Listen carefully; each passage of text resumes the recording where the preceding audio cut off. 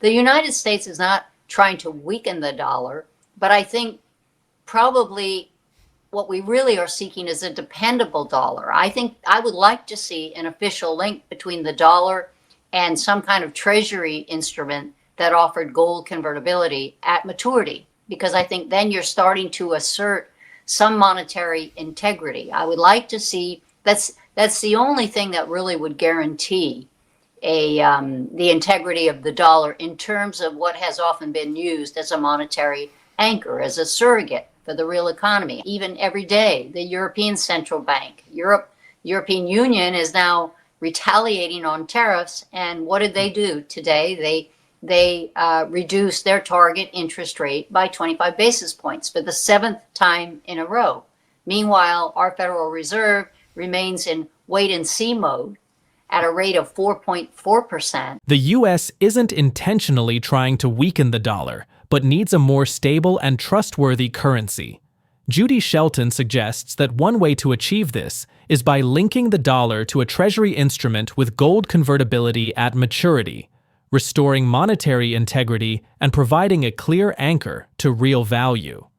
Meanwhile, as the European Central Bank continues to cut interest rates in response to tariff tensions, most recently by 25 basis points for the seventh time, the U.S. Federal Reserve is holding steady with a 4.4% rate, taking a more cautious, wait-and-see approach. The speaker, Judy Shelton, is an American economist known for her unconventional views on monetary policy. She critiques the current global and U.S. financial systems, arguing that true free market currencies can't exist if only governments can issue them and intervene in exchange markets. They suggest moving toward privatized currencies like Hayek proposed, and supporting cryptocurrencies as a positive challenge to state monopolies. They advocate for gold-backed bonds, drawing from Greenspan's idea, to encourage fiscal discipline and restore trust in the dollar. With gold now valued much higher than the U.S. book value, issuing 50-year gold-backed Treasury bonds, especially during symbolic moments like the 250th anniversary of 2026, could be a decisive move. They argue that the Federal Reserve has become too political and powerful, and returning to sound money principles could redefine its role. Instead of a full return to a gold standard, the U.S. could use its gold reserves as collateral for specific financial instruments, stored separately, rather than promising the convertibility of every dollar in circulation. Let's explore the video in more detail.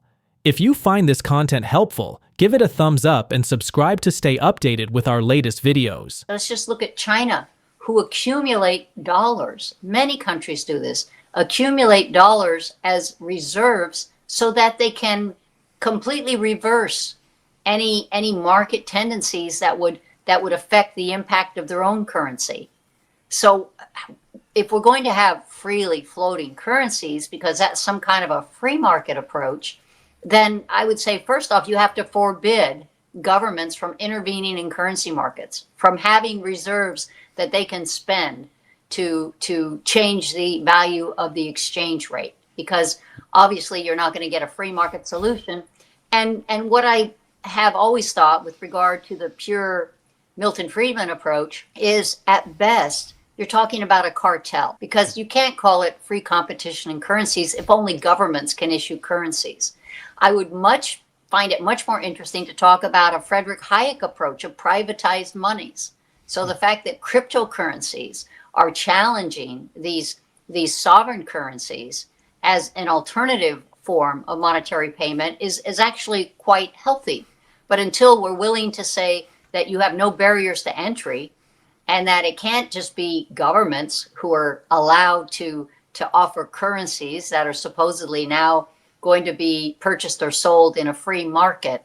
My point being that even Milton Friedman said that a gold standard would be in perfect keeping with free trade. And he said, or at most one central bank, because what you need is a unified monetary system. He did not trust governments to live up to their promises. That's why he was very much against the Bretton Woods system, because he thought governments would not live up to their obligations. And I have to say he proved right in that. But I do think that we could design a more coherent, logical international monetary order than to continue with what we have now, the currency chaos that makes a mockery of tariff negotiation. Well, we're not intervening in markets to make it happen. I think we're seeing people registering their displeasure. They may be buying gold. That might be an interesting signal in itself. They may be less enamored with U.S. Treasury obligations. I bet you most major central banks would be very much upset if they thought that currency swap arrangements with the Federal Reserve would be suspended. And I'm not suggesting they would, but there's another example where the fact that our Federal Reserve, if there were a disruption in the exchange rate between the dollar and other currencies, and other major central banks asked to be given or loaned massive volumes of dollars that they could then pass on to their own central banks to give to their private clients, and we would have no say as to how that money was loaned. It's an idea that I'm borrowing from Alan Greenspan. He wrote about gold-backed bonds in the Wall Street Journal in September of 1981, and he thought it would be a good idea because it would put pressure on Congress and the White House to not engage in deficit spending. He thought that if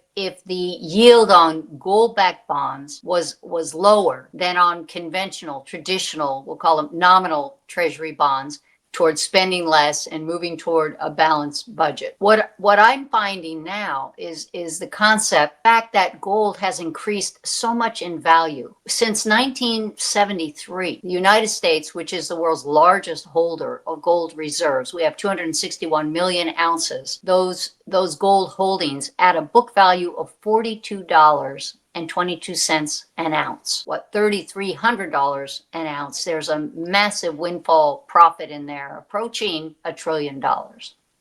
What I think would be, and what would serve as a barometer on U.S. progress on both the fiscal and the monetary front toward a balanced budget and a dependable dollar, would be to have a much longer term Treasury offering. And I say 50 years because I think the perfect time to launch this was long before President Trump started talking about ushering our country into a golden era, and also for the sake of the world economy. I think he's quick to add. I now think that next year, when the U.S. will be celebrating its 250th anniversary of the Declaration of Independence on July 4th, 2026, would be a great day, a day of tremendous visibility for the Treasury to offer such a bond. And I'm saying a 50-year bond, which is not really that out of the question. I mean, France has 50-year bonds. A number of countries have had 50-year and longer bonds. I guess I'd want you to expand more on what you think the BIS was trying to bring about. Yeah. I mean, to say that there would be a gold-backed currency issued by another government, like who? And what does that mean?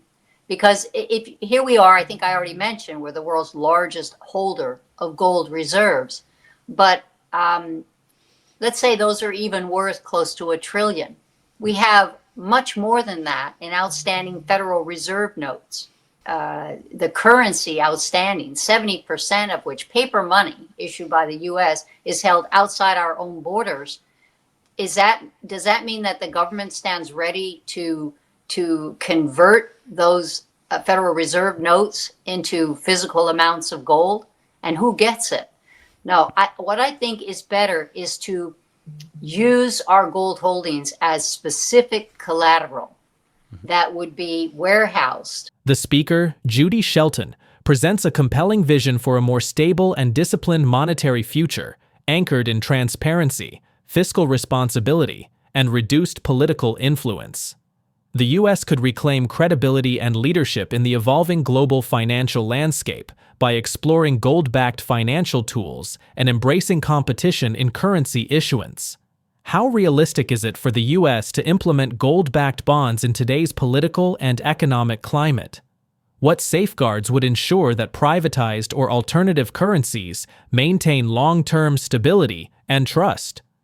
Drop your thoughts in the comment section below.